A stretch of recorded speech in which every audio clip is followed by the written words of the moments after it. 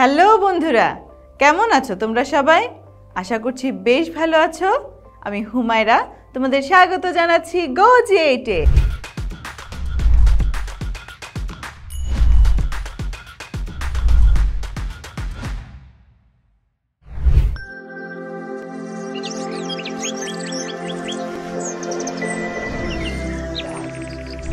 বন্ধুরা, আজকের পর্বে আমরা একাদশ দ্বাদশ শ্রেণীর রসায়ন প্রথম পত্র বইয়ের চতুর্থ অধ্যায় অর্থাৎ রাসায়নিক পরিবর্তন নিয়ে আলোচনা করব।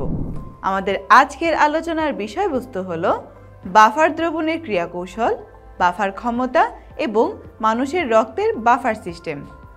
তাহলে চলো বন্ধুরা, শুরু করা যাক আমাদের আজকের এপিসোড। বন্ধুরা, অম্লীয় বাফার দ্রবণে সামান্য পরিমাণ মৃদু ক্ষার দ্রবণ যোগ করলে দ্রবণের পিএইচ এর মান অপরিবর্তিত থাকে।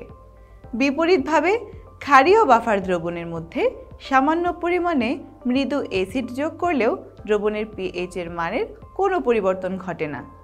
যে ক্রিয়া বা কৌশলের মাধ্যমে কোনো বাফার দ্রবণে স্বল্প মাত্রা অ্যাসিড বা ক্ষারক দ্রবণ যোগ করার পরেও ওই দ্রবণের পিএইচ এর মানের পরিবর্তনকে প্রতিরোধ করে তাকে বাফার ক্রিয়া বলে।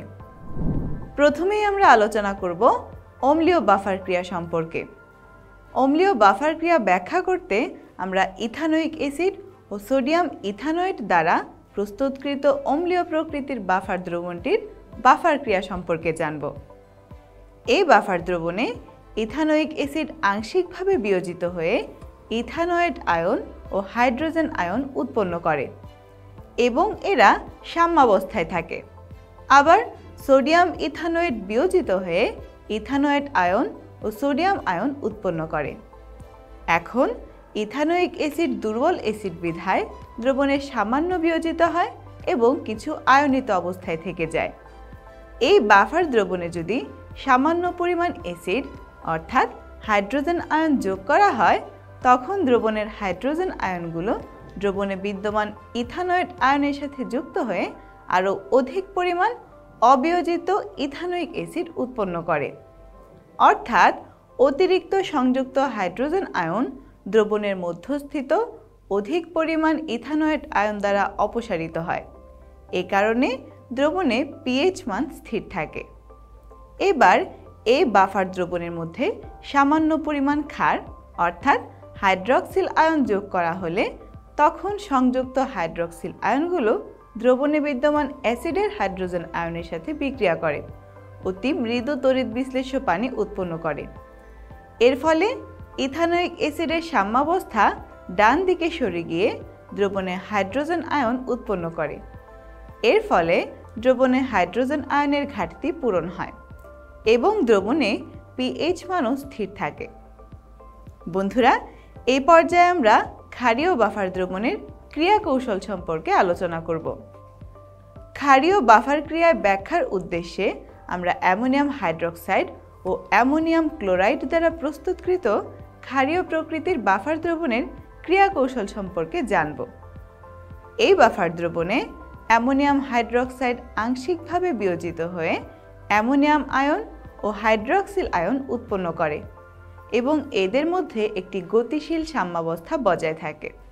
অন্যদিকে অ্যামোনিয়াম ক্লোরাইড বিয়োজিত হয়ে অ্যামোনিয়াম আয়ন ও ক্লোরাইড আয়ন উৎপন্ন করে। এখন এই বাফার দ্রবণে অল্প মাত্রার অ্যাসিড সংযোগের ফলে কি হয় চলো তা জানা যাক। অ্যামোনিয়াম হাইড্রক্সাইড দুর্বল ক্ষার বিধায় দ্রবণে সামান্য আয়নিত হয় আর বেশিরভাগই অআয়নিত অবস্থায় থেকে যায়। তাই এই বাফার দ্রবণে যদি সামান্য পরিমাণ অ্যাসিড অর্থাৎ হাইড্রোজেন আয়ন যোগ করা হয়, তখন দ্রবণের সংযুক্ত হাইড্রোজেন আয়নগুলো দ্রবণে বিদ্যমান হাইড্রক্সিল আয়নের সাথে বিক্রিয়া করে অবিয়োজিত পানির অণু গঠন করে। বন্ধুরা, তখন অবিয়োজিত অ্যামোনিয়াম হাইড্রক্সাইড তার সাম্যাবস্থা বজায় রাখার জন্য কিছুটা বিয়োজিত হয় এবং দ্রবণে হাইড্রক্সিল আয়ন উৎপন্ন হয়। এর ফলে দ্রবণের হাইড্রক্সিল আয়নের ঘনমাত্রা অপরিবর্তিত থাকে এবং দ্রবণের পিএইচ এর মানও স্থির থাকে। আবার ক্ষারীয় বাফার দ্রবণের মধ্যে সামান্য পরিমাণ ক্ষার অর্থাৎ হাইড্রক্সিল আয়ন যোগ করা হলে তখন সংযুক্ত হাইড্রক্সিল আয়নগুলো দ্রবণে বিদ্যমান ক্ষারের অ্যামোনিয়াম আয়নের সাথে বিক্রিয়া করে এবং তারপর অবিয়োজিত অ্যামোনিয়াম হাইড্রোক্সাইড উৎপন্ন করে। এর ফলে দ্রবণে হাইড্রক্সিল আয়নের ঘনমাত্রা অপরিবর্তিত থাকে এবং দ্রবণের পিএইচ এর মান স্থির থাকে। বন্ধুরা, এই পর্যায়ে আমরা বাফার ক্ষমতা সম্পর্কে জানব। 1 লিটার বাফার দ্রবণের পিএইচ এর মান 1 একক পরিবর্তন করতে যত গ্রাম তুল্যাঙ্ক অ্যাসিড বা ক্ষারের প্রয়োজন তাকে ওই বাফার দ্রবণের বাফার ক্ষমতা বলে।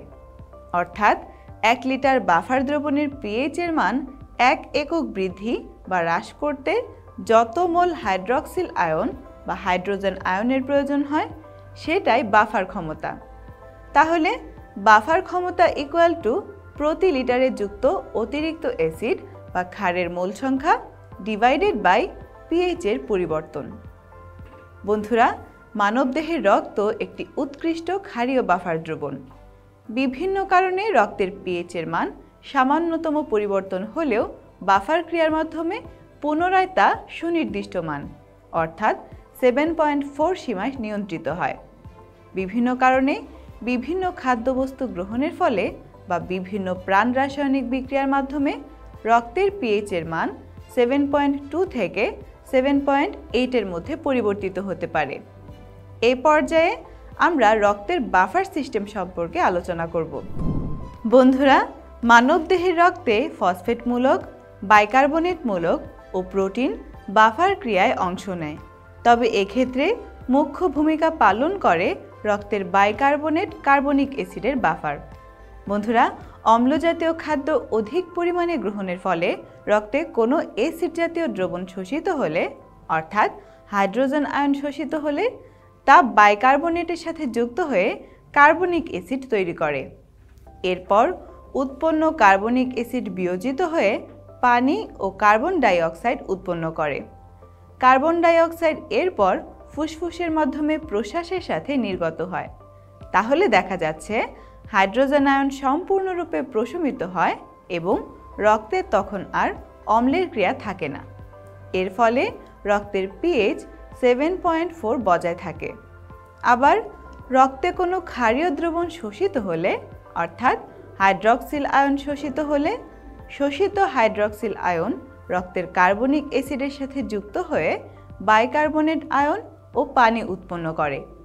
অর্থাৎ এবারও ক্ষারের প্রভাব প্রশমিত হয় এবং রক্তের পিএইচ 7.4 বজায় থাকে। তো বন্ধুরা, এই ছিল মানবদেহের রক্তের বাফার সিস্টেম। আমাদের আজকের আলোচনা এ পর্যন্তই। দেখা হবে পরের এপিসোডে নতুন কোনো টপিক নিয়ে। সে পর্যন্ত সবাই ভালো থেকো, সুস্থ থেকো এবং অবশ্যই গো জি8 সাথেই থেকো।